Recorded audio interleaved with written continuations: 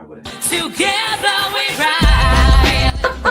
Season 4! Season 4 of Real Talk with me, Emma G. And Dinah, where we will be coming at you every week with real, honest, authentic conversations with executives and healers, creatives and entrepreneurs about real conversations, authenticity, and what mental health sounds like. Yes, raising the vibration one conversation at a time. Every Monday, tune in here live.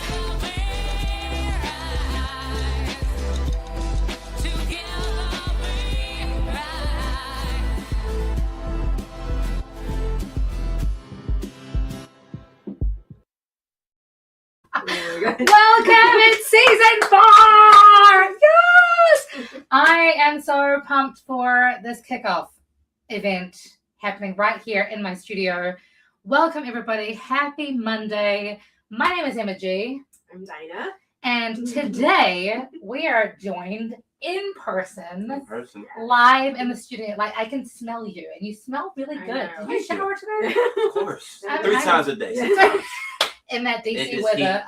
Listen, Erie Ave, how are you? I'm great. Thank you so much for having me. I'm so glad to have you. Yes. Glad to be here. Yeah. So, for those who don't know you, because you are you are a man of many accomplishments, but you also, in many ways, have a very niche audience in the way that you approach life, is what I gather from what I've managed to stalk you about in the nicest way possible. So for those who don't know about Beyond the Behind the Deal, but for those who don't know about your work with Rick Ross, for those who don't know about your life in Dubai as a touring artist, like, tell us about who Erie Ave is. That's a great question, first of all. I mean, we're here for the questions. So in a nutshell, I would say I am someone that's very just fueled and passionate about doing great things in life, right? And some of those things just happened to been, or one of those things was music, and fashion as well. I got into music. I would say it didn't start as music. It started as poems. You know, I was writing poems. I'm a big fan of Tupac, and so growing up, it was, being a male, a young Black male growing up in America. It's kind of hard to express your emotions. They always tell you, like, oh, you got to be hard, you got to be tough. So poetry was a way to kind of express myself, and it wasn't for anybody. It was just kind of for myself. Mm-hmm. And one thing led to another. That poetry ended up on an instrumental, and I ended up being in the studio. And my first time in the studio, I think, was in Dubai. Like, to be honest with you, I was like 14, 15 years old. I was in Dubai. It was terrible. How so? I mean, I sucked at this. Like 14-year-old. Like, I don't want to say I sucked, but I was inexperienced. Okay. I wanted to do something, but I didn't have all the fundamentals yet. With that being said, I believe there's people that could be born with it and don't know of it yet, and you could also just learn something and just take it all the way. And I think I might have already had it, but it was kind of just like pulling it out of myself. Mm-hmm. I love that. My husband wrote a book, and one of the chapters in his book literally is titled "Embrace the Suck." And but I think that's such a cool, it's such a cool thing to bring up, because I think it's really hard for people to have the courage to do that. Yeah, I mean, just think about it, right? Birds, right? Birds, okay. We're going to birds.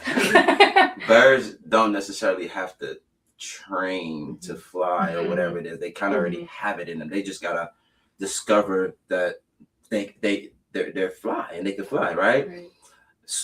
As well as fishes, they don't have to learn how to swim, But check this out, though. If you put a bird underwater, can they fly? You put a fish on land, can they swim? So sometimes it's about just being in the right environment for you to thrive. Oh, I love that. Yeah. I love that. Mm-hmm. And thinking of that process, it feels very intuitive. Right. Yeah. So as you evolved in terms of taking poetry and putting it to music, how did that expression translate? How did you intuitively follow that process? Honestly, one line at a time. Yeah. Because I can't lie, like so when I was doing poetry, because it was for myself, I could just write anything. You know, it didn't matter if I was just like Mr. Green sucked today in class or whatever it is, you know, it won't be going out publicly, you know. But then when it does came, now. Yeah. Sorry, Mr. Sorry, Green. Mr. Green. Oh man, my third grade teacher. Oh Lord. He was amazing. But then, you know, when it's something that, you know, people can, you know, people are going to possibly hear it, it's more different. It's just like you got to be very intentional about it, but at the same time you still want to be able to freely express yourself without feeling though you're compromised by outside influence. And I think a lot of times that can happen in any field, you know, being influenced by outside opinions and things like that. So I just had to make sure that I was being honest and real with myself, but at the same time making it tasteful enough so people could digest as well. So you started off with poetry that evolved into music, and now you do like a plethora of things with Behind the Deal, with your fashion label. Sorry, Before the Deal. Sorry, That's okay. Before the Deal. That's my ADHD brain. Before the Deal, with, you know, your recent release with Rick Ross, and I feel like I'm gonna pronounce his name wrong. Is it You just say G. G? Okay. I don't want to cuss on. G. You know, you do. It's like it feels as if your career has really, once you found that past sucking, right? It's like you got into alignment and things have just taken off for you. What does that feel like inside the forest? I would say sometimes if you're not fully present, a lot of things get passed by you like a blur. Because for me, how I tend to operate, once we hear, I'm already thinking about the next. You know, so it's like, and initially, the end goal is where my sight is on. So everything else here is kind of just what I need to do to get here. So a lot of times when I am shaking and baking, moving and grooving, it's like I'm there, but because I'm already there, I'm already past it. Right. You know, because technically before I even got there, I was already there mentally. And that is why I was able to get there. You know, I wiggled myself. I don't know. I guess sometimes you got to be delusional, but it's, you know, when it works, then it's just like it's not delusional anymore, you know. So, but for the most part, with learning how that process could be, like you said, what it's like being in the forest, I try my best to be present as much as possible and take in these moments, and also try my best to enjoy them, you know. Because you only get to live once, you know what I mean? And sometimes you could look back in life, you'd be like, man, I did so many things, but it was all a blur, you know? Or, you know, have you ever been to an event, you was like, wow, there was so many people there, I could have probably talked to them, but everything moves so fast, you know what I mean? So even at times, just having an agenda going into something would help. Like whether it's even, like kind of like when you're shooting production, you have set shots. So if you treat life at times like that, I don't want to say you don't want to freely flow, but sometimes you got to be very intentional. That way you could get the most out of every situation and environment and room that you're in. I think that I want to hear about Behind the Deal. Can you talk a little bit about that? So Before the Deal. Sorry, Before the Deal. I threw you off. My bad. It was you. My bad. It's okay.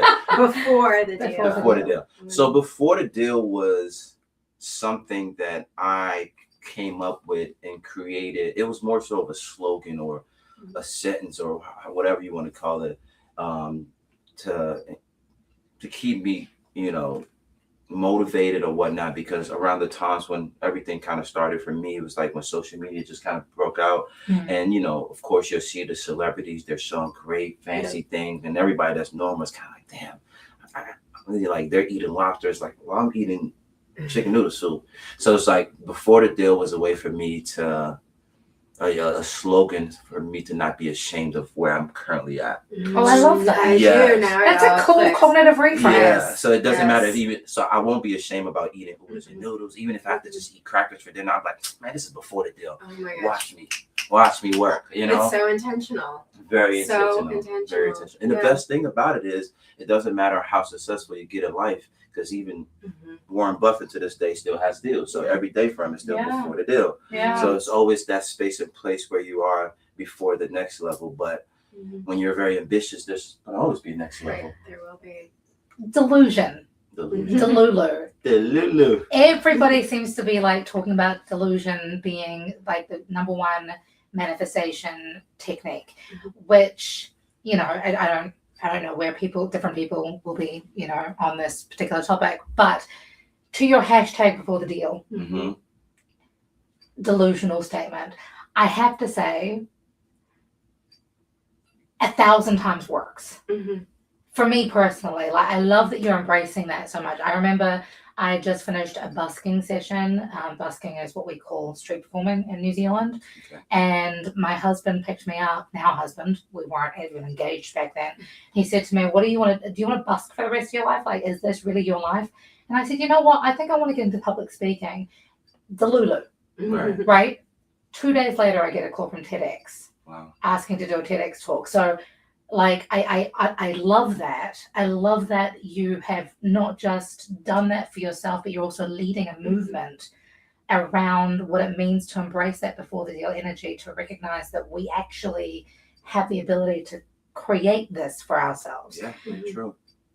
So now you're doing music videos with Rick Ross on yachts. Yeah. So, like, what is that about? Tell me, like, as an artist, that just makes me a little bit honestly, Before the deal. before the deal, that's right. I'm aiming for Eminem. I'm just gonna put it out there. One day I'm gonna do a collab with Eminem. You gotta speak it into Listen, existence. it's gonna happen. So the situation. Okay, so real quick. So one day I was in Philly. Okay, it was. I was in Philly. I was with my business partner and good friend, Dr. Ina, and it was just like, okay, we're done with work here. And she's just like, okay, we could go to New York, or we could possibly, you know, go somewhere, maybe, you know, do some label meets or whatever it is. And something in my heart just like, I want to go to Ethica, you know, and Ethica is a brand that I've been a fan of for a while and whatnot. So long story short, flew to Ethica. The headquarters was about an hour away from LA. It was in Orange County. Went there. It was, I don't know if it was during the weekend, but no one was there. It was a few cars there, but no one was in the receptionist to open the door, whatever it is. So I'm just like, well, damn, I ain't come out here for nothing. I'm like, okay, well, there's some cars here, so let me just hang out for a little bit. Maybe somebody come out. Long story short, somebody did come out. That person that came out, shout out to Kevin. He came out, and I told him everything that I did. I'm like, look, I flew out here. I rented a car. I drove an hour, you know, just the whole story. And he was just so impressed. He's like, you know what? I'm not going to leave until I get you on the call with someone that can help you with what you're trying to do. Oh, I love that. Yeah, so shout out to Kevin for that. So Kevin got me on a phone call with Vaughn D. Wills, which is head of music over there at Ethica. Long story short, he put me on the phone with him, and Vaughn was just like, how about you, if you can stay a little longer in California, come on a Monday, we'll give you a whole office tour, the headquarters, the whole shebang. We did that. We ended up making music. We was in the studio for about 10 hours. Yeah. Not long. You know, just only 10 hours, you know what I mean?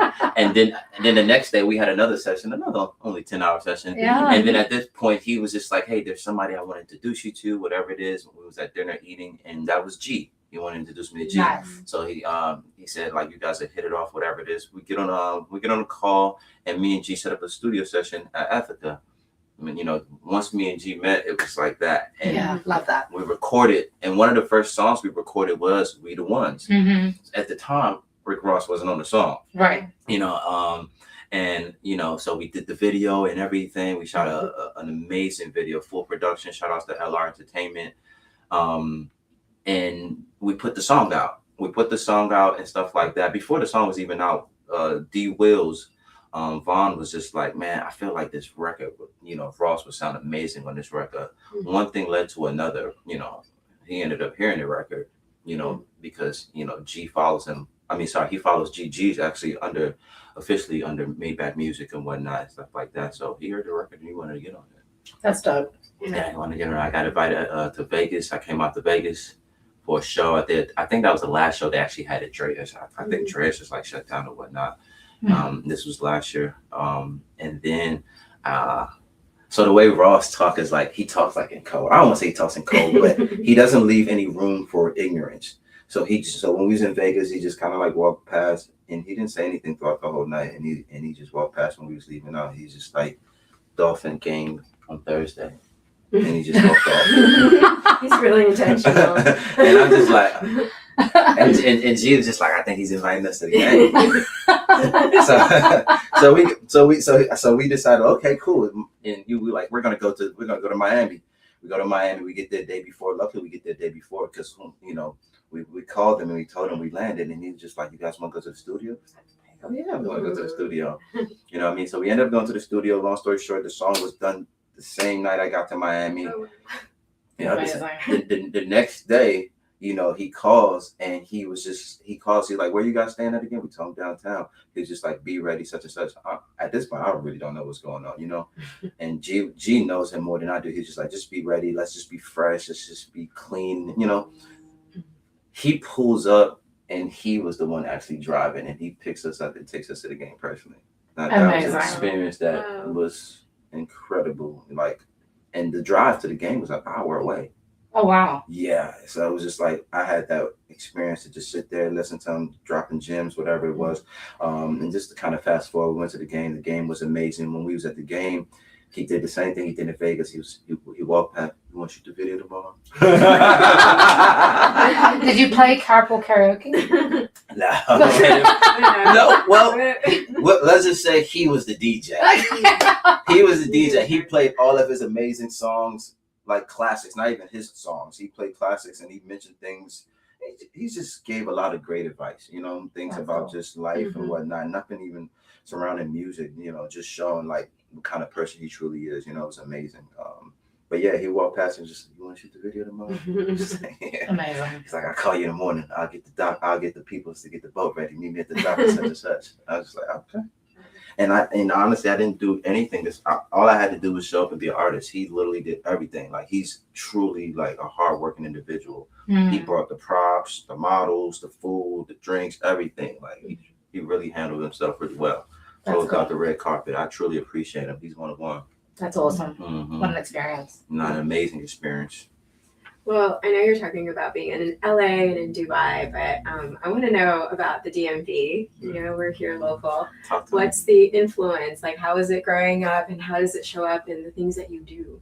I think the DMV. Question. That's a really great question. I think the DMV has definitely helped shape me for who I am when I do step out of the DMV.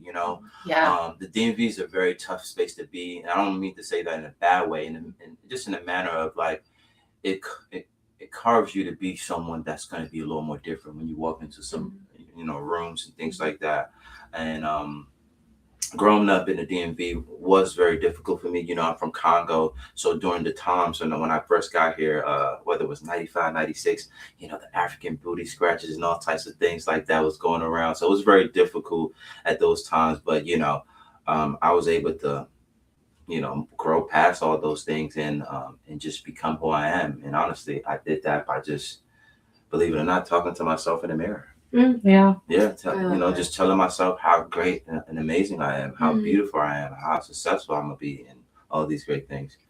Affirmations are so powerful. Yeah. I think so, and I feel like the thread in what you're talking about today is just the positivity. Yeah. And raising your vibration to the highest level to truly become the best version of yourself. Exactly. Yeah. And really. And so for our listener, what would your advice be to raise their vibration and an affirmation for them? I would say honestly, one of the first things obviously, when you wake up, you make sure before you do anything, before you grab your phone, you go bathroom, anything, just you don't have to sit there and say anything crazy or anything long. Just say, whoever you believe in, that higher power, thank you God for everything. And to build more into yourself and pour more into yourself. Like I said, I did that by talking to myself in the mirror. literally looking at myself in the eye. And believe it or not, I learned that from a game my little sisters and them used to play when they was kids. It was called Sims. It was, I know Sims. Yeah. You take the character. Interesting. Yeah, so you take when they used to take a character to the mirror. When they take this character to the mirror, the character start talking to themselves, whatever it is. You think they're crazy, but it raises this attribute that was called charisma. And whenever a character had Riz. you know. Look, if you're gonna bring up Sims, we need to talk about Riz. Okay, carry on. Sims is a classic. Yes. You know what I mean? And so when the charisma is raised high, and it only rises when they talk in the mirror, when it's raised the highest, that character in the game is able to thrive, get a better job and stuff. So I see that. I'm just like, wait, let me try that. Yeah. So I actually tried that in real life, and that's kind of my secret sauce. Yeah. I love that. Yeah. I love that. We have time for one more question. Okay. And again, like I feel like you have so much wisdom and experience that people can not just gain from your journey, but from those lessons that we've learned along the way when it comes to how, to your point, when you come from a place like DC especially, how that pressure can really create the diamond of a career, of a human being, of a personality that you've now built for yourself. Obviously taking into consideration all the wonderful people in your journey as well. If you were to like dig into your back pocket and say, like, these are 3 specific tools that you've been able to utilize to navigate your mental, emotional, physical, spiritual, or social well-being, what might those tools be? Now, these are tools that I utilize. Yeah, sure. They're not physical tools. I mean, if you want to use a hammer, that's personally I'm a fan of fork and knife, but I would say I'm big on affirmations, like anything that speaks life into you in a positive manner, right? So whether that's reading self-help books, which is really one of my biggest to go to. Right. I wrote one, so there we go. I'm a huge advocate. There you go. There you go. And with today's attention span, with everything we got going on, so I recommend an audiobook. Get you an audiobook, something when you're driving, you can just have it playing. Or and if it's not a book, I also do, like, on YouTube, they have these affirmations. Some of them kind of like are very repetitive, but sometimes in life, when you're trying to, I would say the brain is so powerful, right? That if you don't think you're powerful, that you're not powerful. Amen. Right. So whether you think you can or think you can't, either way, you're right. That's a little train that could. And another one I would say is, of course, which should have been first, you have to be aligned with some type of higher power, because, no one is bigger than the program. And if you come into this thinking that you are here solely for yourself, you're already at lost. I believe that we're all in some shape or form or way a gift. So with that being said, you give yourself to the universe. Yeah. Because I always feel more fulfilled when I empty myself to the universe. I love that. I love that. And the third one I would say is eat healthy. Try your best to eat healthy, hydrate, and if you can't get in the gym, take a walk, because your body matters. I know it's a vessel and whatnot, but this is what's going to carry us from A, B, C, all the way to Z. Yeah. Z. That's right. Thank you so awesome. much. Hey, Erie, this was a fantastic conversation. I hope that our listeners have gained something. I'm sure they have. And 1,000,002 nuggets of wisdom, inspiration, and creativity. Season 4. Yep. Season 4. Here we are. If you want to, reach out to Erie and find out more about his music, all of his links are in the description below. And any last words of wisdom you want to share with our wonderful humans today, tomorrow, and forever? Let's say, I'll just say this. The biggest risk you could ever take is the risk that you don't take. Woo! Dropping bombs. I love it. For all my ladies, make sure you check out Hanifa Official. It's an amazing family business. Make amazing women's clothing. I don't only make music, I make women's clothing as well too. Man of many talents. And I make dreams come true. Until next week, friends, be good, be kind, spread love like it's going out of fashion. And remember, See you next Monday. yes! See ya! See Thank you, boy. you. Thank you Thank you so much. This was awesome. This is amazing. Really. 'Cause I am searching, don't need to look outside myself to know that I am whole. And I've been learning, made it through the darkest storms, and I'm coming to my own. And I am worthy of love.